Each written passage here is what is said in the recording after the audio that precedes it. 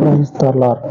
మన పరిశుద్ధుడు విమోచకుడు యేసుక్రీస్తు వారి కృప కలిగిన నామంలో ఈ రోజున దేవుని వాక్య ధ్యానమునకు ప్రతి ఒక్కరికి మన పరిశుద్ధుని పేరట ప్రైజ్ ది లార్డ్. మనకు తెలిసినటువంటి ఒక వ్యక్తిని గురించి మనం ధ్యానించుకుందాము. ఆ మనుషుని గురించి మనము ధ్యానించుకునే సమయంలో మనకున్నటువంటి వివేచన, తెలివి అనేది అట్లాగా వెలగాల. మనకున్నటువంటి ఆ జ్ఞానం అనేది ఆ మనుషుని గురించి వింటూ ఉన్నప్పుడు బల్బు వెలగాలంటారు కదా, అట్లాగా వెలగాల. అబ్రహాము గురించి ధ్యానించుకుందాము. మనము దేవుని గురించి నమ్ముకోవటానికి దారి తీసినటువంటి పరిస్థితుల్ని చెప్పేటప్పుడు దేవుని శక్తిని అనుభవించి ఆయన కార్యాలను చూసి మేము నమ్ముకున్నాం అని సాక్ష్యం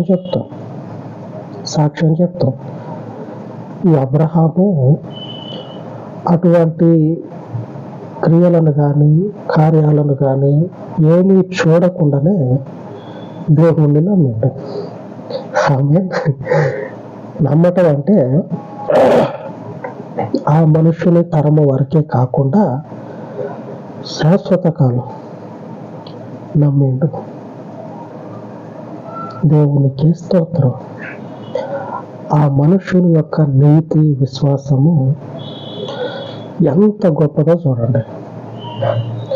ఒక సీసా తీసుకొని ఆ మనుషుని నీతిని సీసాలో పోస్తూ ఉంటే ఇంకొంచెం నిండలా. ఇట్లాగా కొలవేయటానికి ఆ మనుషుని విశ్వాసం అనేది, నీతి అనేది సరిపోదు. అంతటి విశ్వాసాన్ని దేవునికి చూపించింది. మనమంటే ఆహా ఓహో అనే విధంగా దేవుని కార్యాలను చూసి ఆయన గురించి సాక్ష్యం ఇస్తూ ఉన్నటువంటి మనకు ముందున్నటువంటి అబ్రహాము ఏ కార్యాన్ని చూడలా, ఏ శక్తిని ఆయన గ్రహించలా. ఇవన్నీ ఒక పక్కన పెడితే ఇంకొకటి ఏంటంటే, అసలు అబ్రహాం అనేటువంటి మనుషునికి అంతకు మునుపు దేవుని కూర్చున్నటువంటి ఆలోచనే లేదు.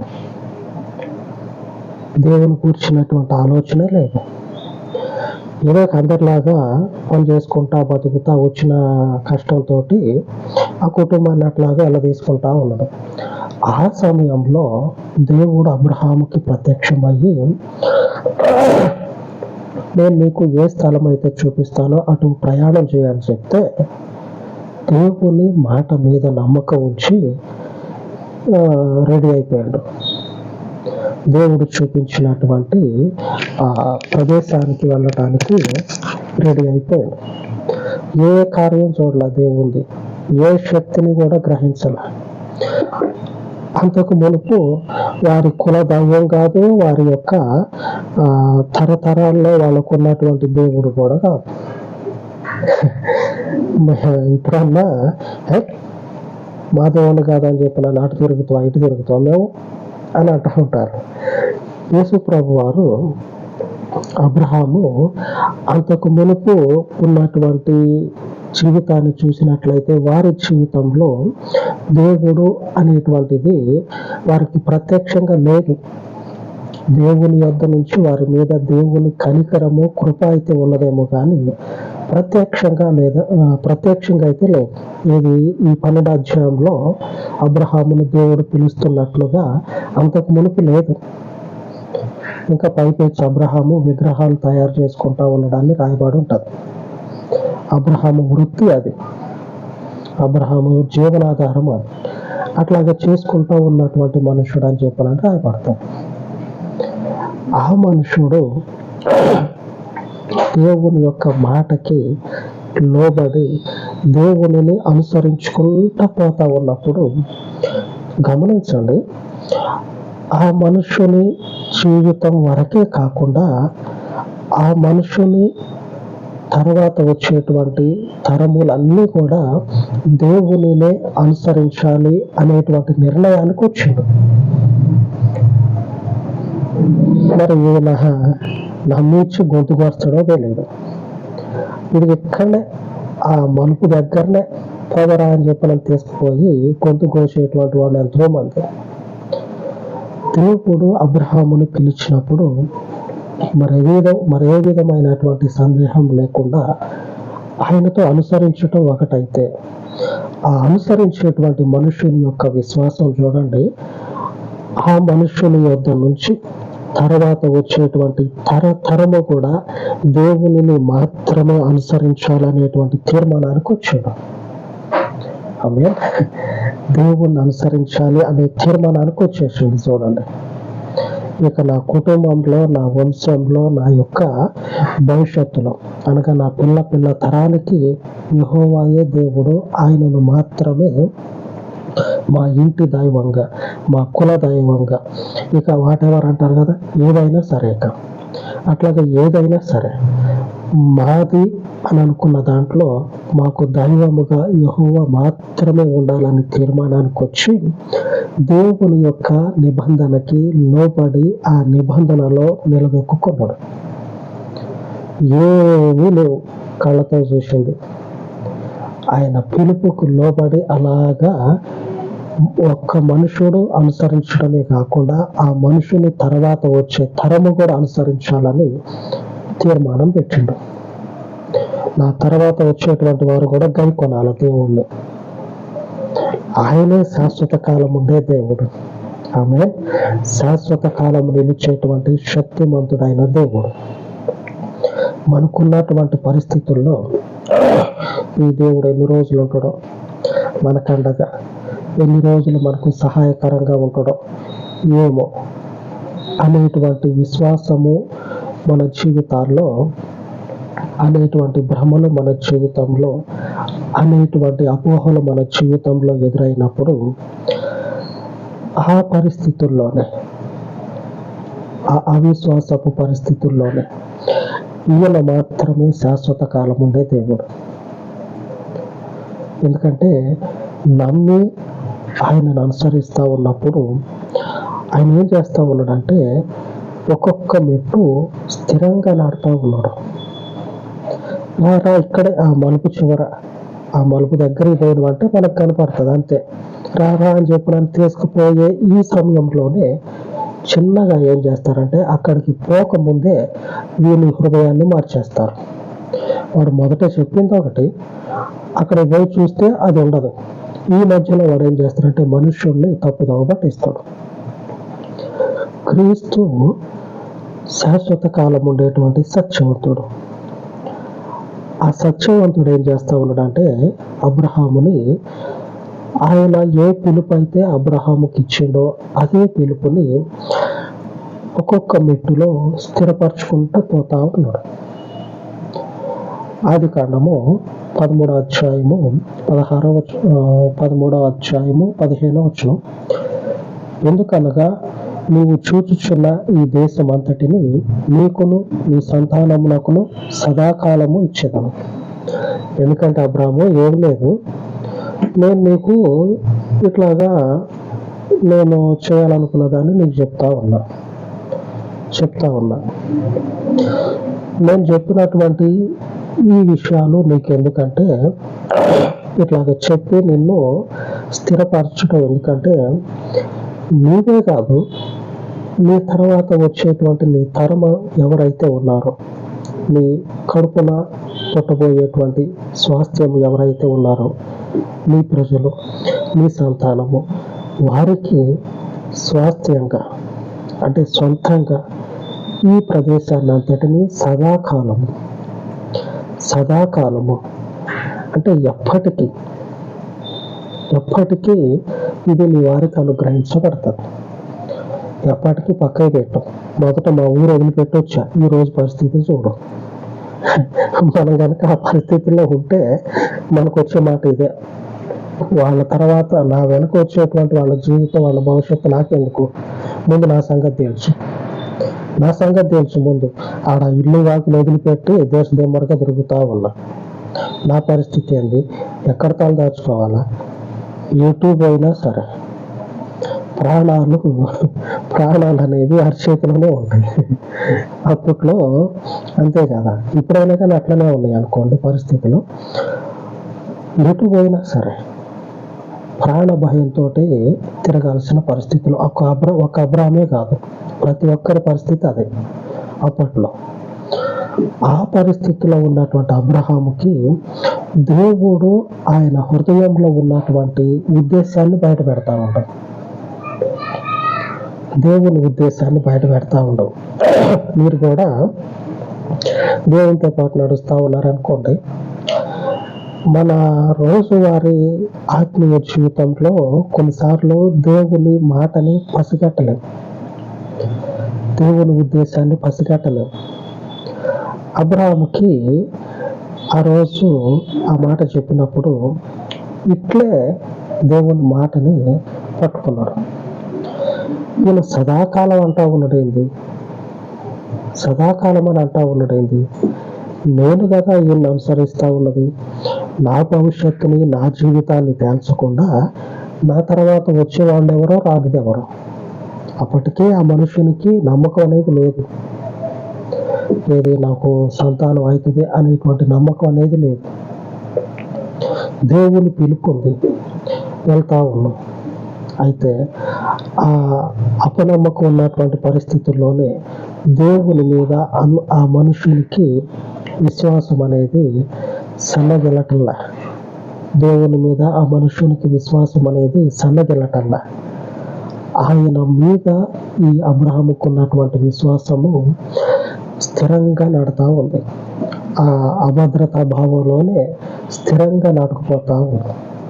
ఆమె దేవుడు మనకిచ్చేటువంటి ఆశీర్వాదాలు ఎప్పటికీ ఉంటాయి. మన ఒక్క జీవితానికే కాదు, మన తర్వాత వచ్చేటువంటి వారికి కూడా ఆయన నీతిని స్థిరపరుస్తాడు. మరొక వచనంలో చూసినట్లయితే 15వ అధ్యాయము 6వ వచనం, ఆదికాండం 15:6వ వచనం, అతడు యెహోవాను నమ్మెను, ఆయన అది అతనికి నీతిగా ఎంచెను. అబ్రహాము ఉన్నటువంటి పరిస్థితులు చూడండి, ఏదంటే కలవరానికి గురయ్యే పరిస్థితులు. ఆ పరిస్థితుల్లోనే దేవుని నమ్మిండు. మనం కూడా యేసు ప్రభు వారిని నమ్ముతా ఉన్నాం. ఈ పరిస్థితుల్లో మనం ఇట్లా కొనసాగుతూ ఉన్న ఈ సమయంలోనే మన జీవితంలో ఎదురయ్యేటువంటి ఆయన కార్యాలు, ఆయన శాశ్వత కాలము నిలిచే దేవుడు. అదే కాకుండా మన జీవితాలను శాశ్వత కాలము ఆయన నీతిలో నిలబెట్టే దేవుడు, ఆయన నీతిలో నిలబెట్టే దేవుడు. ఒక మనుషుడు ఉన్నాడు, ఆ మనుషుడు శాశ్వత కాలము అంటే ఎప్పటికీ ఉంటాడా అంటే ఎవరు కూడా తలెత్తుకొని చెప్పేటువంటి సమాధానం లేదు. ఒక మనుషుడు శాశ్వత కాలం ఇప్పటికీ భూమి మీద ఉంటాడా అంటే తలెత్తుకొని ఎవరు కూడా సమాధానం చెప్పలేరు. మనుషులకే మనగడలేదు, కనపడనటువంటి దేవునికి రేపటి తరంలో మనుషుల మధ్యలో అవకాశం ఉంటుందా? మనుషుల మధ్యలో రేపటి తరంలో ఈ దేవుడే నిలబడి ఉంటాడా? మనుషులకే లేదు, కనపడని దేవునికి ఆడ ఉంటుంది? ఉండదు. మారిపోతారు, దేవుళ్ళు మారిపోతారు. దైవములు అనేవి మనుషుల మధ్యలో నిలవకుండా కాలగర్భంలో కలిసిపోతారు. క్రీస్తు మాత్రమే శాశ్వత కాలం ఉంటాడు.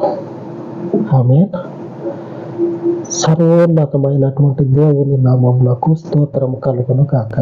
ఎందుకు చెప్తా ఉన్నా అంటే, ఆ రోజు అబ్రహాం అనేటువంటి మనుషునికి ఆలోచన లేని సమయంలో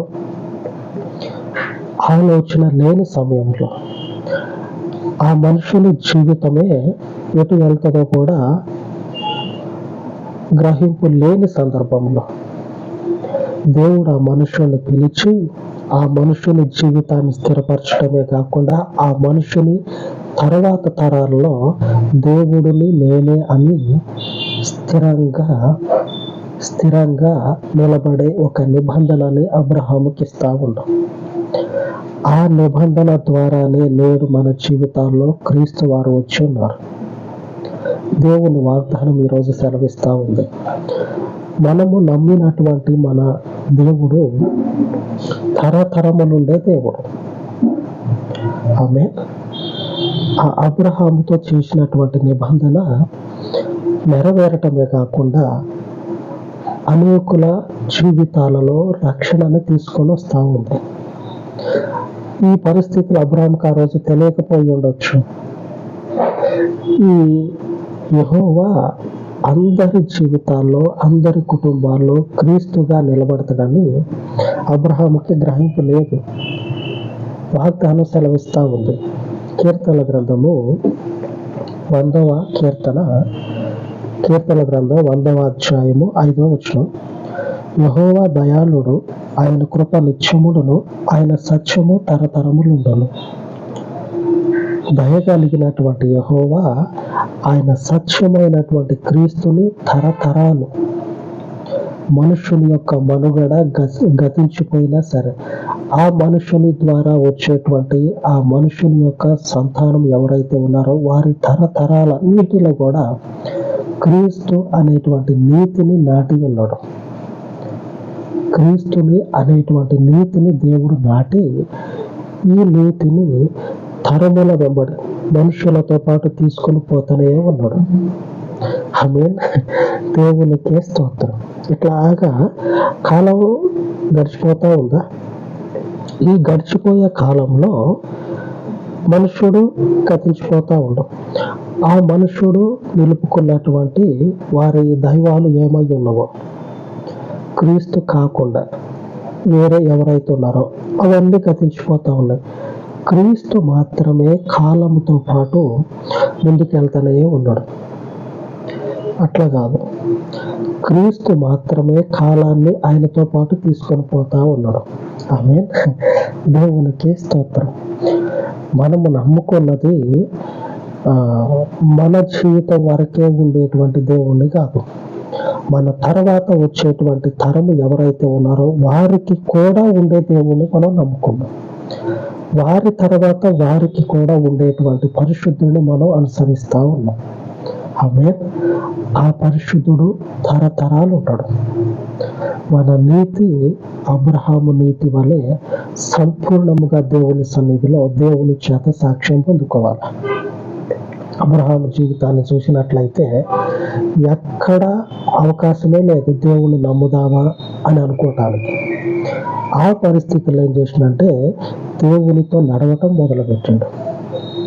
ఆమె మనం కూడా అలాగ నడుచుకుందాం, అలాగ ప్రార్థన చేసుకుందాం.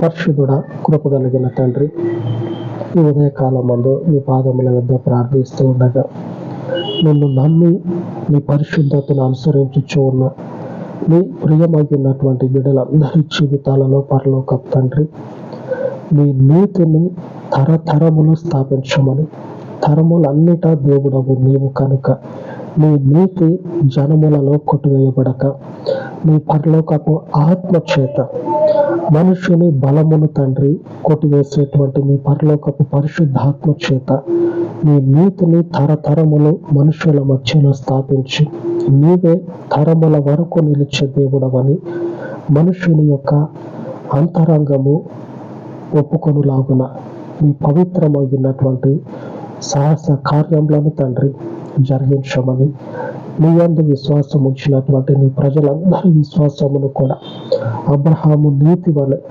స్థాపించమని ఈ పాదముల యొద్ద ఈ మనవులు ప్రతిష్ఠించి యేసు నామమున ప్రార్థించి వేడుకొనుచున్నాను తండ్రి. ఆమేన్. ఆమేన్. మన పరిశుద్ధుడైన దేవుని కృప నిత్యము మనకు తోడై ఉండును గాక. ఆమేన్. ఆమేన్.